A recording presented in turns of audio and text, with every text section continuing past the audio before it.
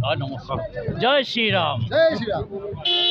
আজি আমাৰ 500 বছৰ প্ৰতীক্ষাৰ পিছত আজি আমাৰ ৰাম মন্দিৰ 22 জানুৱাৰী তাৰিখে প্ৰতিষ্ঠা হ'বলৈ গৈ আছে, প্ৰাণ প্ৰতিষ্ঠা হ'বলৈ গৈ আছে।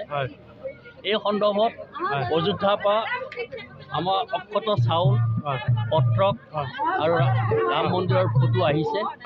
এই সকলোখিনি যাতে প্ৰতিটো হিন্দু পৰিয়ালে পায় তাৰ কাৰণে ব্যৱস্থা কৰিবৰ কাৰণে বিশ্ব হিন্দু পৰিষদ তথা ৰাষ্ট্ৰীয় স্বয়ংসেৱক সংঘক দায়িত্ব দিলে।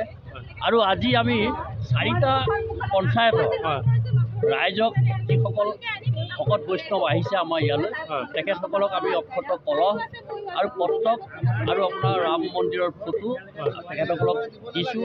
আৰু তেখেতসকলক এটা কথাই আমি সোঁৱৰাই দিছোঁ বা কৈছোঁ, তেখেতসকলক জনাই থৈছোঁ যে আপোনাসৱে এই পত্ৰক যাতে প্ৰতিটো হিন্দু পৰিয়ালে পায়, এই চাউল যাতে প্ৰতিটো হিন্দু পৰিয়ালে পায়।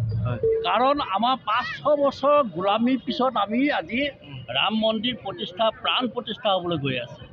এইখিনিয়ে হ'ল আজিৰ মূল কাৰ্যসূচী। কেইটা পঞ্চায়ত আজি আহিছে? আজি আপোনাৰ 4টা পঞ্চায়ত আহিছে। ধন্যবাদ। জয় শ্ৰীৰাম।